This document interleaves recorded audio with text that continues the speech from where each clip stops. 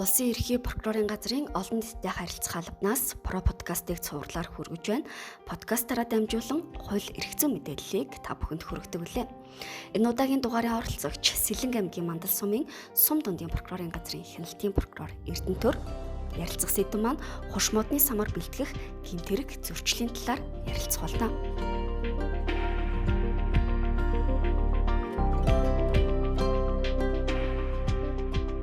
Өдрийн мэнд хүргэе.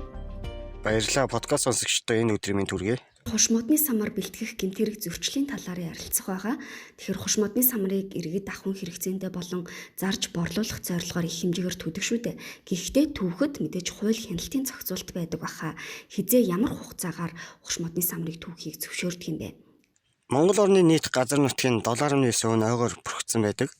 Үүнээс Арангаан аймгийн 13 сум, Баян-Улгийн аймгийн 1, Булган аймгийн 8, Завхай аймгийн 2, Өвөр хангаан аймгийн 5, Хөвсгөл аймгийн 14, Хинтээ аймгийн 6, Төв аймгийн 4, Уус аймгийн 3, Сэлэнг аймгийн 7 сумд буюу 10 аймгийн 63 сумд Улаанбаатар хотын ногоон бүсэд хошоо тархсан байдаг. Жил бүрийн 9-р сарын 1-ээс өмнө байгаль орчин аялал жуулчлалын яамнаас ойн судалгаа, хөгжлийн төв, улсын төсөвт үйлдвэрийн газрын дүгнэлт, орон нутгаас ирүүлсэн судалгаа мэдээллийг үндэслэн тухайн жилд самрын нөөцийг ахуйн болон үйлдвэрлэлийн зорилтоор ашиглаж болох эсэх тухай шийдвэр гаргадаг. Хуулийн дагуу хуш модны самрыг их ургацын жилд ахуйн болон үйлдвэрлэлийн зорилтоор бага ургацын жил зөвхөн ахуйн зорилтоор зөвшөөрлийн дагуу төвж бэлтгийг зөвшөөрдөг.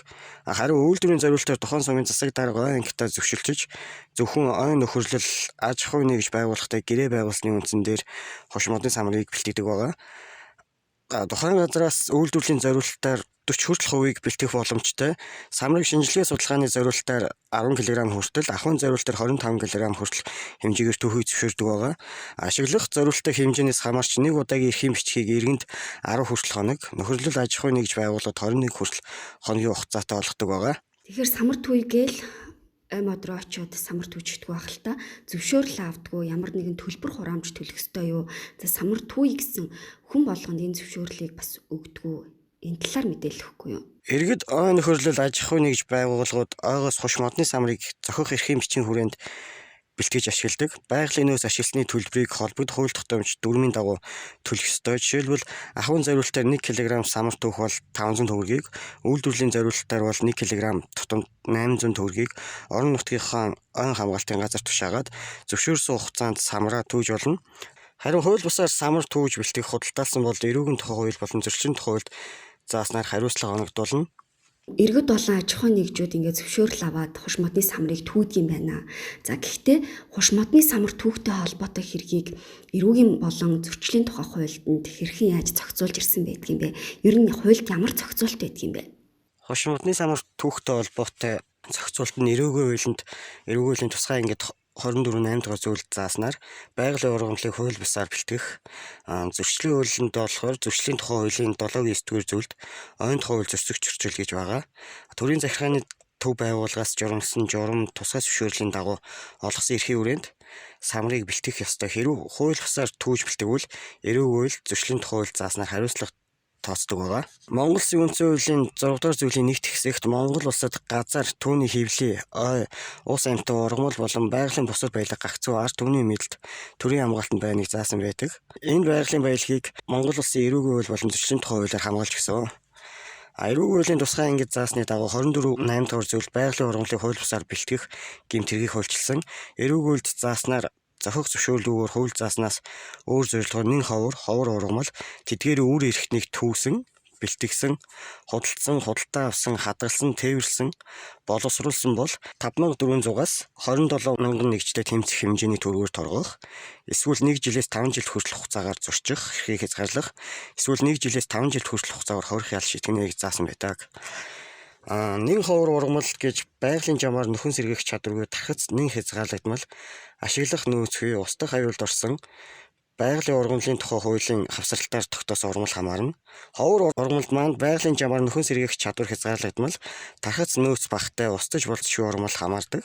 Ховор ургамлын жагсаалтыг Монгол Улсын засгийн газрын 1995 оны 153 дахь тогтоолоор анх хуш модыг ховор ургамалд оруулсан бол 2004 онд уг тогтоолд нэмэлт өөрчлөлт оруулж жагсаалтын 355 дугаарт нарсны төрлийн модны үүр буюу самрыг ховор ургамлын чагсаалтанд нэмж оруулсан байгаа.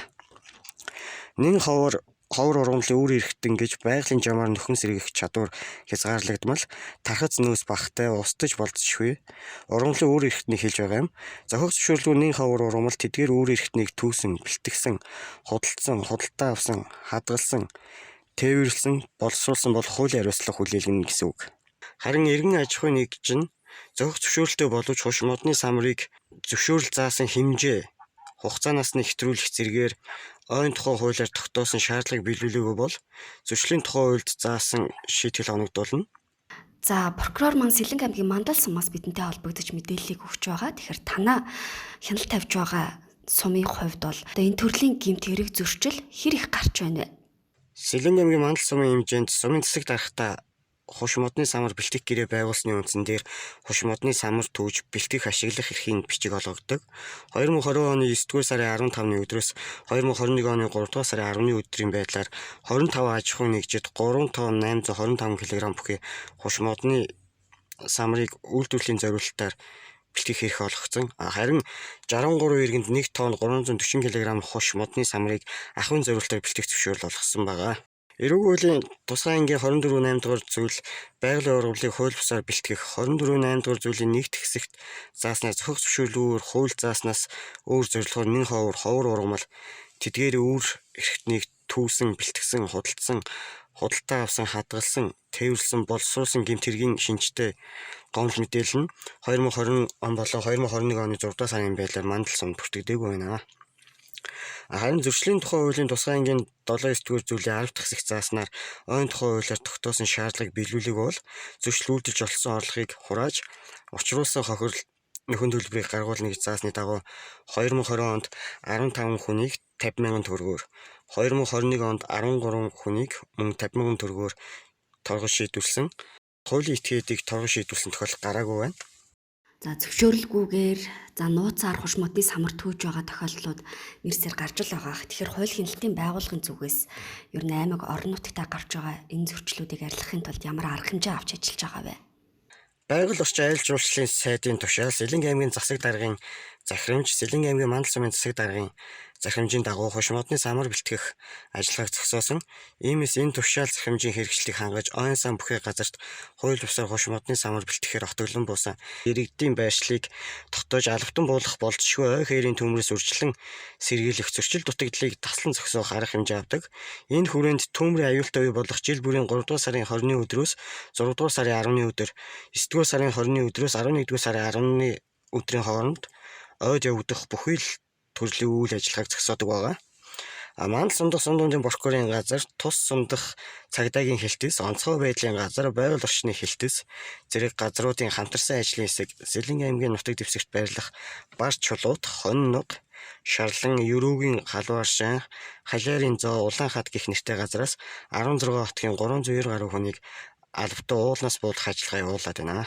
Цаашид эргэн аж ахуйн нэгжүүдэд эрүүгийн хууль болон зөрчлийн тухай хуулиар яриа таниулах хийж эрх зүйн мэдлэг дэвшлүүлэх, гэмтрэг зөрчлөөс урьдчилан сэргийлэх арга хэмжээ авч хэрэгжүүлж ажиллаж байна. Одоо зуны дэлгэр цаг эхэлсэн байгаа учраас хуш модны самар түүхийг тэр чигт нь хоригддгийг байна. За харин зөвшөөрсөн хугацаа тэр цаг хугацаанд нь одоо хуш модны самарыг түүж байгаа иргэд аж ахуйн нэгжүүд байх юм бол тэднэрт анхааруулж хэлэх зүйлс юу байдаг вэ? Иргэд түүж бэлтгэсэн самартаа байгаль орчны ногоон хөгжлийн сайдын 2012 онд баталсан тушаалын дагуу ойн дагалт байгалийн нөөц ашиглалтын төлбөрийг төлөх ёстой байдаг. Ойн дагалт байгалийн нөөц ашиглалтын төлбөрийн хэмжээг ахуйн зориулалтаар бол килограмм тутамдаа 500 төгрөг, үйлдвэрлэлийн зориулалтаар бол 800 төгрөгийн төлбөр хураамж төлсөн байх шаардлагатай. Худалдаа авч байсан иргэдийн хувьд дээрх төлбөр хураамж төлөх зэсгийг шалгаж тухайн төлбөр төлөгдсөн баримтыг шаардаж аваагүйгээс өөрсдөө мөн зохиох зөвшөөрлөгөөр самар худалдаж авсан, хадгалсан, тээвэрлсэн үйлдэлтэй эрүүг үйл заасан хариуцлага хүлээх үндслэл болдог. Иймээс ахуйн хэрэгцээндээ иргэд мод бэлтгэх, тээвэрлэхэд гарал үүслийн бичиг шаардлагатай байдгийн адил дээрх төлбөр төлсөн зөвшөөрлийн бичгийг самартайгаа хамт авч байх нь зүйтэй юм. Хуш мод нь өөрөө өндөр налуу газар ургадаг тул иргэд самар түүж бэлтгэхдээ нэн төрөнд аюулгүй байдлаа анхаарч зэрлэг амттаас болгоомжлох ой хээрийн төмөр гарахгүй байхад анхаарах хэрэгтэй. Төгсөлд нь анхааруулж хэлэхэд 6 дугаар сараас 9 дугаар сарын хугацаанд самар түүхийг хориглодог иймээс самар түүхийг хориглосон үед иргэд аж ахуйн нэгж байгууллагад хууль дүрм журмыг биелүүлэх хэрэгтэй байна. Энэ төрлийн гэмт хэрэг зөрчилд холбогдохгүй тулд эрх зүйн мэдлэгээ бас дэвшлүүлэх хэрэгтэй гэдгийг онцлон хэлмээр байна. Хуш модны самар бэлтгэхтэй холбоотой хууль эрх зүйн зохицуулалт ямар байдаг талаар Мандал сумаас холбогдож мэдээлэл өгсөн танд баярлалаа. Ажлын амжилт хүсье. Подкастын шинэ дугаар та бүхэнд хүрлээ. 7 хоног бүрийн баасан гарагт шинэ дугаараараа иргэн уулзах болно. Подкасттай холбоотой санал хүсэлтээ олон нийтэд харилцах албанд ирүүлээрэй.